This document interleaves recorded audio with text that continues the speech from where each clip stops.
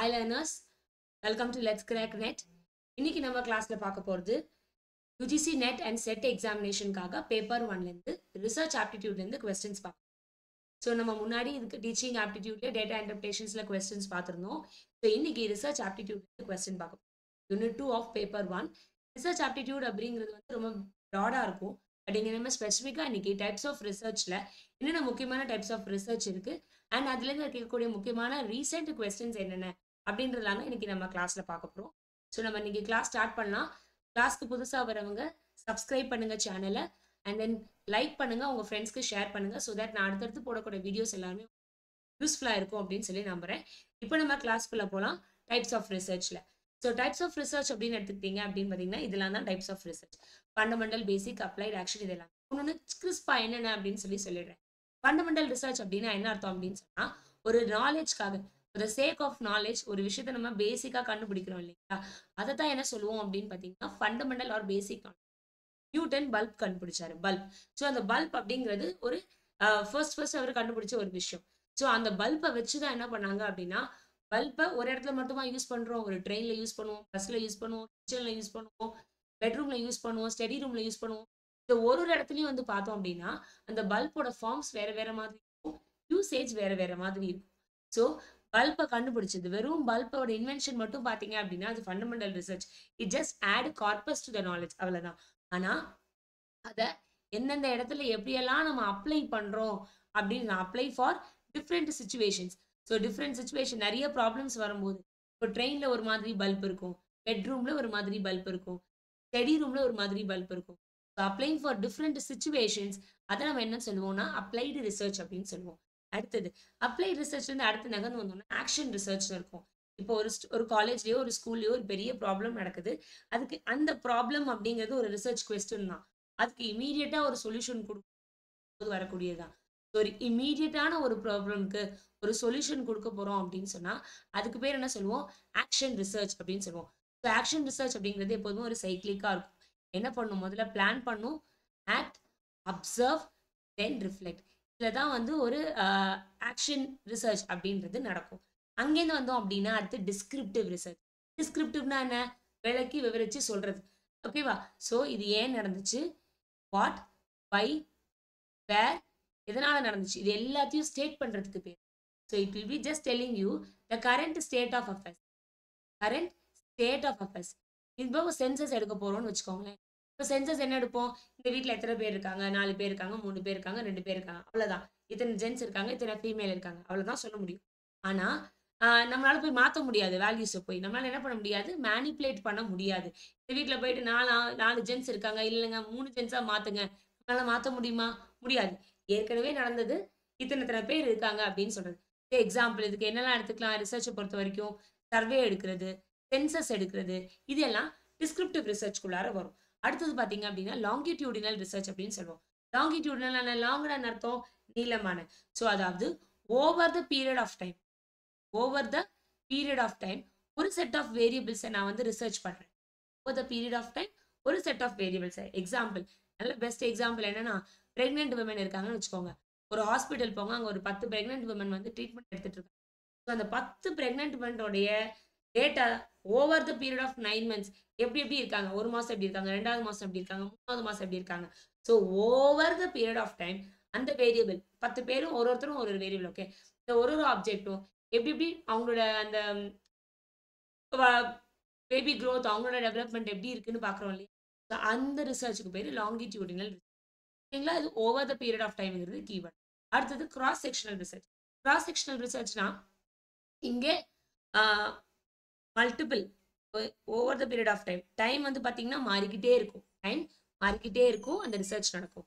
ஆனால் கிராஸ் செக்ஷனில் ஒரே டைம் தான், ஒன்லி சிங்கிள் டைம் தான். இந்த ஒன்லி சிங்கிள் டைமில் நிறைய பேரை ரிசர்ச் பண்ணுவோம். எக்ஸாம்பிள், ஒரு மாலுக்கு போகிறோம், அந்த மாலில் போயிட்டு 9 to 12 யாரெல்லாம் உள்ளே வராங்க, அவங்க என்னெல்லாம் பர்ச்சேஸ் பண்ணுறாங்க அப்படின்னு நான் ஸ்டடி பண்ணுறேன்னு வச்சுக்கோங்களேன். அதுக்கு பேர் கிராஸ் செக்ஷனல். கிராஸ் செக்ஷனல்னால் அக்ராஸ், மேலுக்கு பார்ப்போம், ஃபீமேலுக்கு பார்ப்போம், குழந்தைங்களுக்கு பார்ப்போம், பெரியவங்களுக்கு பார்ப்போம், எல்லாருக்கும் பார்ப்போம். ஆனால் இங்கே லாங்கிடியூடினல்ல ஒரே செட் ஆஃப் பீப்புள் தான், அந்த 10 பேர்னா அந்த 10 பேர் மட்டும்தான். இதுதான் கிராஸ் செக்ஷனலுக்கும் லாங்கிடியூடினலுக்கும் உள்ள வித்தியாசம். அடுத்தது குவான்டிடேட்டிவ். ரொம்ப ரொம்ப ரொம்ப இம்பார்ட்டண்ட்டான 2 டைப் ஆஃப் ரிசர்ச்சுங்க. ரிசர்ச்சை பொறுத்த வரைக்கும். ஒன்று குவான்டிடேட்டிவ் ரிசர்ச், இன்னொன்று குவாலிட்டேட்டிவ் ரிசர்ச். குவான்டிடேட்டிவ்னா என்ன? குவான்டிட்டி, மெஷர்மெண்ட்டில். ஸோ எதெல்லாம் என்னால் மெஷர் பண்ண முடியுதோ, மெஷர்மெண்ட். ஓகேங்களா? இந்த சயின்டிஃபிக் எக்ஸ்பெரிமெண்ட்ஸ்னு சொல்கிறோம்ல, லெபார்டரியில் வச்சு செய்யக்கூடிய எல்லா எக்ஸ்பெரிமெண்ட்டுமே குவான்டிடேட்டிவ் ரிசர்ச் அப்படின்னு சொல்லுவோம். ஏன்னா அது எல்லாமே இந்த அப்ஜெக்டிவை நோக்கி, ஒரு அப்ஜெக்டிவை நோக்கி போகணும், இந்த ஒரு குறிக்கோளை நோக்கி போகணும் அப்படின்னு சொல்லி போவோம். அதுதான் குவான்டிடேட்டிவ் ரிசர்ச். ஸோ என்னால் அதை மெஷர் பண்ண முடியும், ஒரு கண்ட்ரோல்டு என்விரான்மெண்ட்குள்ளார இருக்கும். சயின்ஸ் எக்ஸ்பெரிமெண்ட்ஸ் நம்ம ஸ்கூலில் பண்ணியிருப்போம் இல்லையா, இந்த சயின்ஸ் எக்ஸ்பெரிமெண்ட்ஸ் எல்லாமே குவான்டிடேட்டிவ் எக்ஸ்பெரிமெண்ட்ஸ், குவான்டிடேட்டிவ் ரிசர்ச் அப்படின்னு சொல்லுவோம். குவாலிட்டேட்டிவ் ரிசர்ச்னா என்ன? இப்போ நான் வந்து ஒரு கிராமத்தில் அந்த மக்களோட வாழ்வாதாரங்கள் எப்படி இருக்கு, வாழ்வு முறை எப்படி இருக்குன்னு அப்படி நான் தெரிஞ்சுக்க முயற்சி பண்ணுறேன்னு வச்சுக்கோங்க. அப்போ நான் என்ன பண்ணுவேன், நேராக அந்த வில்லேஜுக்கு போவேன், அவங்க எல்லாரையும் பார்ப்பேன், அவங்க எப்படி நடந்துக்கிறாங்க, என்னென்ன பண்ணுறாங்க, அவங்க கிட்ட பேசுவேன், அதை ரெக்கார்ட் பண்ணுவேன். இந்த மாதிரி செய்யக்கூடிய ரிசர்ச் எல்லாமே குவாலிட்டேட்டிவ். இந்த இடத்துல போய் நம்பர்ஸாக என்னால் எதையுமே கவுண்ட் பண்ண முடியாது. ஓகேங்களா? இது எல்லாமே குவாலிட்டி தான். அவங்க டேட்டா எப்படி கொடுக்குறாங்களோ அதை அப்படியே வாங்கி அதை நான் அனாலிசிஸ் பண்ணி போடுவேன். ஸோ இந்த இடத்துல என்ன நடக்கும் அப்படின்னு பார்த்தீங்கன்னா, மெஷர்மெண்ட் எதுவுமே நடக்காது. அவங்க எப்படி இருக்காங்களோ அதை அப்படியே வாங்கி நான் பண்ண போகிறேன். ஸோ இந்த இடத்துலையும் பார்த்தீங்கன்னா மேனிப்புலேட் பண்ண மாட்டோம் டேட்டாவை. எப்படி இருக்கோ அதை அப்படியே ரெக்கார்ட் பண்ணுவோம். இங்கே நம்பர்ஸ் கிடையாது. எல்லாமே வார்த்தைகள் வழியாகவும், படங்கள் வழியாகவும், இமேஜஸ் வழியாகவும் ஃபோட்டோ எடுப்போம், ரெக்கார்ட் பண்ணுவோம், வீடியோ எடுப்போம். இதெல்லாம் தான் நம்ம ரிசர்ச் பண்ண போகிறோம். இது என்ன சொல்லுவோம்? குவாலிட்டேட்டிவ் ரிசர்ச் அப்படின்னு சொல்லுவோம். அடுத்தது எக்ஸ்பெரிமெண்டல் ரிசர்ச். இது எக்ஸ்பெரிமெண்டல் ரிசர்ச் நம்ம லெபார்டரியில் செய்கிறது தான். ஸோ எக்ஸ்பெரிமெண்டல் ரிசர்ச்க்கு எப்போதுமே என்ன இருக்கும் அப்படின்னா, ஒரு காசு இருக்கும், அந்த காசுனால ஒரு இஃபெக்ட் இருக்கும். இஃபெக்ட்னா விளைவு. ஸோ இந்த விளைவை தான் நம்ம எப்போதுமே மெஷர் பண்ணுவோம், என்ன ஆகுது அப்படின்னு சொல்லி. ஸோ ஒரு காஸ், அந்த இஃபெக்ட் இருக்கும். ஸோ இந்த காசை நம்ம என்ன பண்ணலாம் அப்படின்னு பார்த்தா மேனிப்புலேட் பண்ணலாம். ஸோ ஒரு காசை மேனிப்புலேட் அப்படின்னு என்ன அர்த்தம்னா மாத்துறது. ஸோ இங்கே மாற்ற மாற்ற இங்கே மாறிக்கிட்டே இருக்கும். இப்போ நான் தான் காசுன்னு வச்சுக்கோ, இதான் நான் ஒரு டீச்சர், நான் தான் காசு, நீங்கள் ஸ்டூடெண்ட், நீங்கள் தான் இஃபெக்ட். இப்போ நான் எப்படி சொல்லி கொடுக்குறேனோ, நான் நல்லா சொல்லி கொடுத்தேன், நல்லா புரிய வச்சுட்டேன் அப்படின்னா உங்களுக்கு அது நல்லா புரியும், நீங்கள் நல்லா எக்ஸாம் எழுதுவீங்க. நான் உங்களுக்கு சொல்லித்தரது நல்லா சொல்லித்தரல, நான் வேற மாதிரி மாற்றி சொல்லித்தரேன். அப்போ என்ன ஆகும்? ஆப்வியஸாக நீங்கள் கவனிக்கிறதுலையும் அதனால எழுதக்கூடிய டெஸ்ட்லையும் ஒரு மாற்றம் இருக்கும். சொல்றது புரிஞ்சுதா? ஸோ நான் இங்கே காசு, நீங்கள் அங்கே எஃபெக்டாக இருப்பீங்க. அப்போ நான் இங்கே என்னெல்லாம் மாற்றி மாற்றி வேற வேற விஷயங்களை மாற்றி மாற்றி கொடுக்குறேனோ அதனோட விளைவை நான் உங்ககிட்ட பார்க்க முடியும். அதைத்தான் நீங்கள் என்ன சொல்லுவோம்? மேனிப்புலேஷன் அப்படின்னு சொல்லி சொல்லுவோம். அடுத்தது எத்தனோகிராஃபி. எத்தனோகிராஃபி அப்படின்னா என்ன அர்த்தம் அப்படின்னா, ஒரு மனுஷங்களுடைய கல்ச்சரை பற்றி படிக்கிறது, அவங்களோட லைஃப் ஸ்டைலை பற்றி படிக்கிறது. அதெல்லாம் தான் எத்தனோகிராஃபி ரிசர்ச் அப்படின்னு சொல்லி சொல்லுவோம். இந்த எத்தனோகிராஃபி எல்லாம் எதுக்குள்ளே வரும் அப்படின்னு பார்த்தீங்கன்னா, இந்த குவாலிட்டேட்டிவ் ரிசர்ச்குள்ளே வரும். இந்த எக்ஸ்பெரிமெண்டல் ரிசர்ச் எங்கே வரும்னு பார்த்தீங்கன்னா, இந்த குவான்டிடேட்டிவ் ரிசர்ச் வரும். ஏன்னு சொல்லியிருந்தேன்ல, எத்தனோகிராஃபின்னா என்ன? ஒருத்த மக்களோட வாழ்வாதாரம் பற்றி தெரிஞ்சுக்கிறது, அவங்களுடைய உணவு முறையை பற்றி தெரிஞ்சுக்கிறது. ஸோ நான் அவங்ககிட்ட போய் உட்காந்து பேசி தெரிஞ்சுப்பேன். அப்போ அது எத்தனோகிராஃபின்னு சொல்லுவோம். அடுத்தது ஹிஸ்டாரிக்கல். ஹிஸ்டாரிக்கல்னா ஹிஸ்டாரிக்கலும் ஏற்கனவே நடந்தது தான். ஆனால் இந்த இடத்துல ஒரு ஒரு ஒரு வரலாற்று சிறப்பு இருக்கும், ஒரு முக்கியத்துவம் இருக்கும். அதுதான் வந்து ஹிஸ்டாரிக்கல் ரிசர்ச் சொல்லுவோம். எக்ஸாம்பிள் இப்போ பார்த்தீங்கன்னா, இப்போ பொன்னியின் செல்வன் படம்லாம் வந்தது இல்லைங்களா, அதெல்லாம் ஹிஸ்டாரிக்கல் ரிசர்ச் தான். ஏற்கனவே நடந்தது தான். ஆனால் அதுக்கு ஒரு ஒரு வேல்யூ இருக்கு. அந்த ரிசர்ச்க்கு, அந்த கண்டென்ட்டுக்கு ஒரு வேல்யூ இருக்கு. அதனால தான் அது ஒரு படமாக்கப்பட்டிருக்கு சரிங்களா. ஸோ அந்த ஹிஸ்டாரிக்கல் ரிசர்ச் அப்படிங்கிறது பார்த்தீங்க அப்படின்னா, அங்கே ரெண்டு முக்கியமான டேர்ம்ஸ் இருக்கும். ஒன்று, அதுக்கு பேர் என்னன்னா கிரிட்டிசிசம் அப்படின்னு பேர். பேர் கிரிட்டிசிசம் அப்படின்னு பேர். கிரிட்டிசிசம் அப்படின்னா என்ன அர்த்தம் அப்படின்னா, நான் ஒரு ஏதோ ஒரு செப்பேடு கண்டுபிடிக்கிறேன்னு வச்சுக்கோங்க. பழமையான ஏதோ ஒரு ரெக்கார்டு ஒன்று கண்டுபிடிக்கிறேன் அப்படின்னா, அந்த ரெக்கார்ட் அந்த காலத்துல கண்டுபிடிக்கப்பட்டது தானா, அந்த காலத்துல எழுதப்பட்டது தானா அப்படின்றத நம்ம கன்ஃபார்ம் பண்ணணும் இல்லையா. ஸோ அந்த மாதிரியான விஷயங்கள் இதில் இருந்து அந்த கிரிட்டிசிசம் அப்படின்னு. கிரிட்டிசிசம்னா இப்போ ஹிஸ்டாரிக்கல் ரிசர்ச்ல ஒரு கல்வெட்டோ ஏதோ ஒரு விஷயம் கிடைக்குது அப்படின்னா, இது அந்த காலத்துக்கு சேர்ந்தது தானா அப்படின்னு சொல்லிட்டு கார்பன் டேட்டிங் பண்றது, அந்த பாம் லீஃப் அந்த காலத்தை சேர்ந்தான்னு சொல்லிட்டு அவங்க அந்த ஃபாரன்சிக் டிபார்ட்மெண்ட்ல ரிசர்ச் பண்ணுவாங்க. ஆமா இது அந்த காலத்துக்கு சேர்ந்ததுதான் கார்பன் டேட்டிங்ல சொல்லிட்டாங்க அப்படின்னா ஓகே. அதுக்கு அடுத்தது அதுக்குள்ள எழுதப்பட்டிருக்குல்ல அந்த விஷயங்கள் எல்லாமே, அது எல்லாமும் வந்து பாத்தீங்கன்னா சரியான விஷயங்கள் தானா அப்படின்னு சொல்றது. இதை பத்தி எல்லாம் ஸ்டடி பண்றதுக்கு பேர் அந்த கிரிட்டிசிசம் அப்படின்னு. இதை எக்ஸ்டர்னல் கிரிட்டிசிசம்னு சொல்லுவோம், இன்னொன்னு இன்டர்னல் கிரிட்டிசிசம் அப்படின்னு சொல்லுவோம். எக்ஸ்டர்னல் கிரிட்டிசிசம்னா என்ன அர்த்தம் அப்படின்னா, அது கல்வெட்டு அந்த 5ஆம் நூற்றாண்டை சேர்ந்த 5th செஞ்சுரி சேர்ந்தது தானா அப்படின்னு சொல்றது எக்ஸ்டர்னல் கிரிட்டிசிசம். இன்டர்னல் கிரிட்டிசிசம்னா அதுக்குள்ள எழுதியிருப்பாங்கல்ல அந்த கண்டென்ட், அது உண்மையானது தானா, இல்லைன்னா ஏதாவது அதில் மாடிஃபை பண்ணியிருக்காங்களா இல்லையா அப்படின்னு சொல்றது. ஸோ இதுதாங்க பேசிக்கான டைப்ஸ் ஆஃப் ரிசர்ச். ஓகேங்களா. உங்களுக்கு எதுவும் டவுட் இருந்ததுன்னா மறுபடியும் போயிட்டு திருப்பி என்னன்னு பார்த்துட்டு ஒரு பேக் போயிட்டு வாங்க. இல்லைனாலும் கீழே எனக்கு chat பாக்ஸில் போடுங்க. இப்போ நம்ம PYQஸ்க்கு போகலாம். First PYQ. Statement 1. Applied research is concerned with generalization and the formulation of theory. Okay, right. Fundamental research aims at finding a solution for a immediate problem facing a society. ஞாபகம் வச்சுக்கோங்க, எக்ஸாமை பொறுத்த வரைக்கும் அந்த கீவேர்ட்ஸ் கேட்ச் பண்றது அப்படிங்கிறது தான் ரொம்ப முக்கியம். இந்த கீவேர்டை வச்சு அது ட்ரூவா ஃபால்ஸ் ஆனும் கரெக்டான ஆன்சர் என்னன்றதை நம்மளால கண்டுபிடிக்கும். எப்போதுமே அது ப்ராக்டிஸ்ல வர ஆரம்பிக்கும். அதான் இப்போ நம்ம பண்ணிட்டு இருக்கோம். PYQs பேஸ் பண்ணி நம்ம போகும்போது கான்செப்டும் கற்றுக்க முடியும், அதே சமயம் நம்மளால அந்த ஆன்சர் பண்ணவும் நம்மளால முடியும். ஸோ இப்போ இதுக்கான ரைட் ஆன்சர் என்ன அப்படின்னு பார்த்தீங்கன்னா, 2 ஸ்டேட்மெண்ட்டுமே இன்கரெக்ட் அப்படின்னு. ஏன் இன்கரெக்ட் அப்படின்னா, அப்ளைட் ரிசர்ச்னா என்ன? அப்ளைட் ரிசர்ச்னா ஏதாவது ஒரு ப்ராப்ளம் இருக்கும். ஒரு பல்ப் கண்டுபிடிச்சிருப்பாங்க. ட்ரெயின்ல ஒரு மாதிரி யூஸ் பண்ணுவோம், பெட்ரூம்ல ஒரு மாதிரி யூஸ் பண்ணுவோம், ஸ்டடி ரூம்ல ஒரு மாதிரி யூஸ் பண்ணுவோம். ஸோ இதெல்லாம் வந்து ஒரு சொல்யூஷன். பல்ப் கண்டுபிடிச்சாச்சு, ஆனா ஒரு ஒரு ப்ராப்ளத்துக்கும் அது ஒரு ஒரு மாதிரி யூஸ் ஆகும் இல்லைங்களா? அப்போ இந்த அப்ளைட் ரிசர்ச்க்கான ஆன்சர் இந்த ஸ்டேட்மெண்ட் 2ல இருக்கு. ஃபண்டமெண்டல் ரிசர்ச்னா என்ன? It is concern with generalisation and formulation of theory. பல்புப்பா, பல்புனா உள்ள இப்படியெல்லாம் எலிமெண்ட்ஸ் இருக்கும், இந்த மாதிரியெல்லாம் இருந்ததுன்னா அவ்வளோ பளிச்சுன்னு இருக்கும். இது மட்டும் தான் அவங்க சொல்லியிருப்பாங்க பல்போட இன்வென்ஷன்ல. So it is concern with generalisation and formulation of theory. அவ்வளோதான். ஸோ உல்டாவா கொடுத்துருப்பாங்க. அதனால இந்த ஸ்டேட்மெண்ட் இன்கரெக்ட் அப்படின்னு அர்த்தம். அப்ளைடுன்னு அர்த்தம் ஏற்கனவே கண்டுபிடிச்ச அந்த காமனான விஷயத்த ஒரு ஒரு இடத்துலையும் டிஃப்ரெண்ட் இடங்கள்ல அப்ளை பண்றதுக்கு பேர் அப்ளைட் ரிசர்ச். ஃபண்டமெண்டல் ரிசர்ச்னா என்ன அர்த்தம்? ஒரு பேசிக்கான ஒரு ரிசர்ச் தான் நம்ம ஃபண்டமெண்டல் ரிசர்ச். அடுத்த கேள்வி. In case of focus of research is to improve a school in which students are participants, research supervisors are teachers. So ஒரு ரிசர்ச் நடக்குது, அந்த இடத்துல ஏதோ ஒரு விஷயத்த நான் இம்ப்ரூவ் பண்ணணும்னு நினைக்கிறேன். ஞாபகம் வச்சுக்கோங்க, இம்ப்ரூவ் பண்ணணும்னு நினைக்கிறேன். அந்த இம்ப்ரூவ் பண்றது அப்படின்னா என்ன அர்த்தம் அப்படின்னா, ஆக்ஷன் ரிசர்ச் அப்படின்னு சொல்லுவோம். இங்க வந்து நம்ம எலிமினேட் பண்ணலாம். பேசிக் ரிசர்ச்னா என்ன? வெறும் ஒரு தியரி ஆஃப் நாலேஜை கொடுக்கறதுக்கு பேர் தான் பேசிக் ரிசர்ச். ட்ரெடிஷ்னல் ரிசர்ச் அப்படிங்கிறது இந்த பேசிக் மாதிரி தான் வரும். சூப்பர்வைசரி ரிசர்ச் அப்படின்ற டேர்ம்ஸ் எக்ஸாக்டா கிடையாது. ஸோ இங்கே ஆக்ஷன் ரிசர்ச் ஒன்று தான் இருக்கு. ஆக்ஷன் ரிசர்ச்னா என்ன பண்றது? இப்போ ஏதோ ஒரு பிரச்சனைகள் இருக்கு, அதை நான் சரி பண்ணி இம்ப்ரூவ் பண்ணணும்னு நினைக்கிறேன். அதுக்கான கீவேர்டு என்னதுங்க? இம்ப்ரூவ். ஓகேங்களா? அடுத்த கேள்வி. Which type of research encourages participants perspective? பார்ட்டிசிபென்ட்னா யாரு? ஒரு ரிசர்ச்ல பங்கு கொள்றவங்களுக்கு பேரு பார்ட்டிசிபென்ட் அப்படின்னு சொல்லுவோம். பெர்ஸ்பெக்டிவ்னா என்ன? கோணம் அப்படின்னு சொல்லுவோம். உங்களோட வியூ பாயிண்ட், ஒருத்தவங்களுடைய வியூ பாயிண்ட். இப்போ எக்ஸ்பெரிமெண்ட் போய் லெபார்டரியில செய்யறோம்னு வச்சுக்கோங்க. 60 பேர் எக்ஸ்பெரிமெண்ட்ஸ், கெமிஸ்ட்ரி எக்ஸ்பெரிமெண்ட் செஞ்சிருப்போம் ஸ்கூல்ல. 60 பேருக்கும் சல்ஃபியூரிக் ஆசிட் ப்ரொடியூஸ் பண்ணணும்னா அதே ரிசல்ட் தான் வரணும். ஒவ்வொருத்தவங்களுக்கும் ஒரு ஆசிட் கிரியேட் ஆச்சு அப்படின்னு சொன்னா அது தப்பு. ஏன்னா எல்லாருக்குமே அப்ஜெக்டிவ் என்ன கொடுத்துருப்பாங்க? இந்த ஆசிடை ஜெனரேட் பண்ணுங்க, கிரியேட் பண்ணுங்க அப்படின்னு கொடுத்துருப்பாங்க. எல்லாருமே ஒரே இதை தான் கிரியேட் பண்ணுவோம். ஒருத்தருக்கும் ஒரு வியூ பாயிண்ட் இருக்கக்கூடாது. ஆனா இதுவே நான் ஒரு கிராமத்துல போய் ஒருத்தவங்களை நான் தெரிஞ்சு முயற்சி பண்றேன்னு வச்சுக்கோங்க. அப்போ ஒவ்வொருத்தவங்களும் அவங்கவுங்க கோணத்துல பதில் சொல்லுவாங்க இல்லைங்களா? அதைத்தான் நம்ம என்ன சொல்லுவோம்? பார்ட்டிசிபென்ட் பெர்ஸ்பெக்டிவ் அப்படின்னு சொல்லுவோம். அப்போ இது எங்க நடக்கும் அப்படின்னு பாத்தீங்கன்னா, எத்னோகிராஃபி மெத்தட்ல தான் நடக்கும். எத்னோகிராஃபில ஒவ்வொருத்தவங்களோட வியூ பாயிண்ட்டையும் நான் கன்சிடர் பண்ணுவேன். ஓகேங்களா? ஹிஸ்டாரிக்கல் ரிசர்ச்னா என்ன அர்த்தம்? ஏற்கனவே நடந்த ஒரு ரிசர்ச் அப்படின்னு. அதனால இது வர. இதுக்கான ரைட் ஆன்சர் என்னங்க? Ethnography. A study in which a group of participants is observed and measured over the period of time. Over the period of time. நான் சொன்னேன் இல்லைங்களா? Over the period of time ஒரு செட் ஆஃப் பார்ட்டிசிபென்ட்ஸை நான் கவனிப்பேன். அவங்களோட எல்லாத்தையுமே நான் record பண்ணிட்டே வருவேன். எக்ஸாம்பிள் சொன்னேன் இல்லைங்களா? பிரெக்னென்ட் உமன் சொன்னேன் இல்லைங்களா? ஸோ பிரெக்னென்ட் உமன் என்ன பண்ணுவேன்? நான் அப்சர்வ் பண்ணி நான் அவங்களோட இதெல்லாம் ரெக்கார்ட் பண்ணுவேன். மாதிரியான ரிசர்ச்சா இருக்கும், லாங்கிடியூடினல் ரிசர்ச்சா இருக்கும். ஓகேங்களா? அடுத்த ரிசர்ச். ஸோ இந்த மாதிரி நம்ம PYQs எல்லாம் என் கூட சேர்ந்து நீங்க பண்ணணும்னு நினைச்சீங்கன்னா இந்த வெப்சைட் வந்து பாருங்க.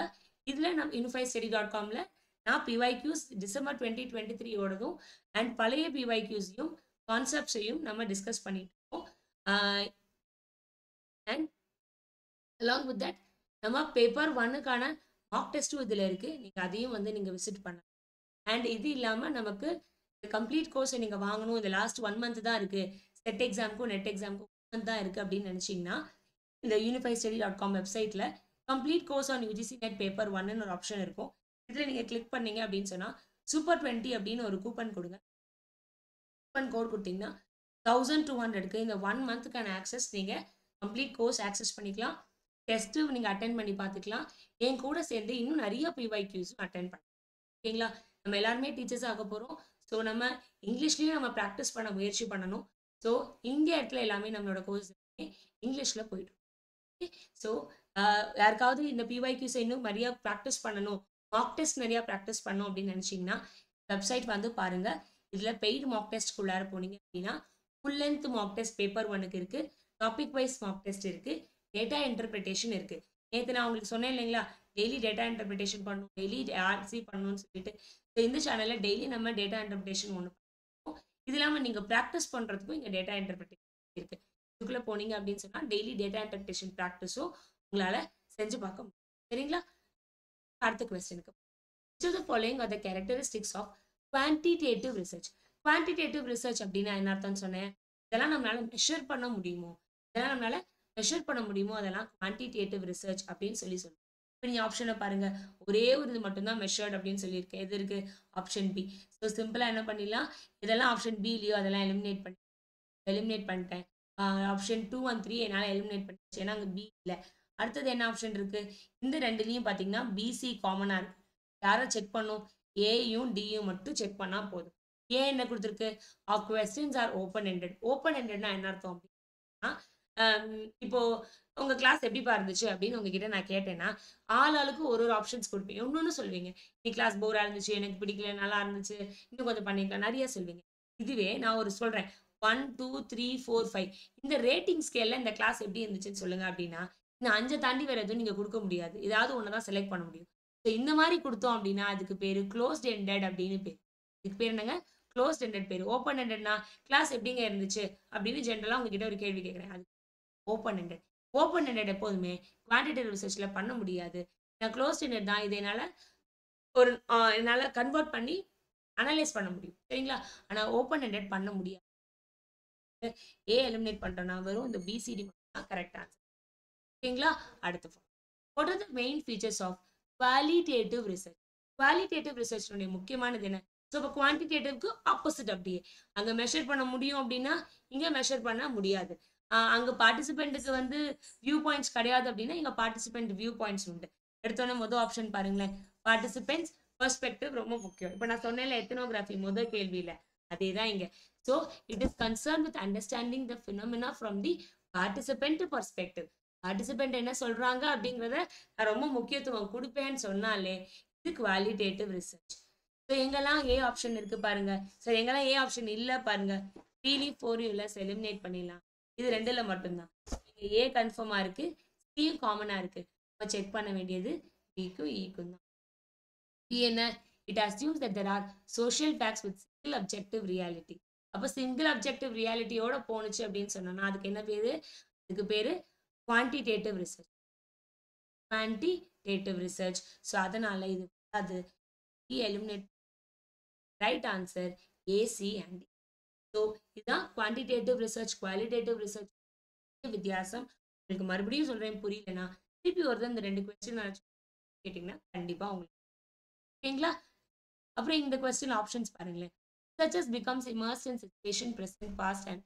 அப்படின்னு என்ன அர்த்தம் அப்படின்னா, நான் ஒரு வில்லேஜுக்கு போய் ரிசர்ச் பண்ணுறேன்னு வச்சுக்கோங்க, அப்படியே மூழ்கிடுவேன் அவங்க என்ன சொல்கிறாங்கன்றதுல, அப்படியே நான் இமர்ஸ் ஆகிடுவேன் இல்லைங்களா? ஸோ அதுதான் இந்த இடத்துல கொடுத்துருக்காங்க. ஸோ ஏ வந்து பார்ட்டிசிபெண்டோட வியூ பாயிண்ட்டுக்கு முக்கியத்துவம் தருவேன், அப்படியே அவங்க கூடவே நான் இமர்ஸ் ஆகிடுவேன். அடுத்தது கிரேட்டர் ஃப்ளெக்சிபிலிட்டி. கிரேட்டர் ஃப்ளெக்சிபிலிட்டினா என்ன அப்படின்னா, ஸோ நம்மளால மாற்றிக்க முடியும். ஓகே, இதுக்கு அடுத்து இதை செய்யலான்னு இருந்தோம், இல்லை மக்கள் இப்போ தான் இருக்காங்க அதனால இதை மாற்றி கூட செஞ்சுக்கலான்னு நம்மளால ரிசர்ச்சில் அந்த ஃப்ளோ லைட்டாக சேஞ்ச் பண்ணிக்க முடியும். அதான் ஃப்ளெக்சிபிலிட்டி. இதுதான் குவாலிட்டேட்டிவ்க்கும் குவான்டிடேட்டிவ்க்கும் உள்ள மேஜரான டிஃபரன்ஸ். ஓகேங்களா? ஸோ இப்போ இந்த கொஸ்டினை நான் உங்களுக்கு ஹோம் ஒர்க்காக தரேன். ஓகே, ஏன்னா இப்போ நம்ம இது எல்லாமே நம்ம பார்த்துருப்போம், என்னென்ன எக்ஸ்பெரிமெண்ட்னா என்ன, ஹிஸ்டாரிக்கல்னா என்ன, டிஸ்கிரிப்டிவ்னா என்ன அப்படின்னு நான் சொல்லியிருக்கேன். அதை வச்சு இதனுடைய ஆன்சர் என்னன்ற ஆப்ஷனை நீங்கள் கீழே எனக்கு சேட் பாக்ஸில் கமெண்ட் செக்ஷனில் கொடுங்க. ஸோ நாளைக்கு நம்ம இன்னொரு டாப்பிக்கோட நம்ம கண்டிப்பாக மீட் பண்ண. நாளைக்கு உங்களுக்கு ஏதாவது இம்பார்ட்டன்ட் டாபிக் வேணும்னு நினச்சிங்கன்னா கீழே சேட் பாக்ஸில் கொடுங்க, கமெண்ட் செக்ஷனில் கொடுங்க. ஸோ அதே நாளைக்கு காலையில் நம்ம ரெக்கார்டிங் செக்ஷனில் கண்டிப்பாக பார்க்கலாம். ஸோ புதுசாக இருக்கிறவங்க சேனலை சப்ஸ்கிரைப் பண்ணுங்கள், லைக் பண்ணி ஃப்ரெண்ட்ஸோட ஷேர் பண்ணுங்கள். அடுத்தடுத்து நான் செய்யக்கூடிய வீடியோஸ் எல்லாத்தையும் உங்களுக்கு யூஸ்ஃபுல்லாக இருக்கும்னு சொல்லி நம்புறேன். Thank you so much. டாடா, பாய்.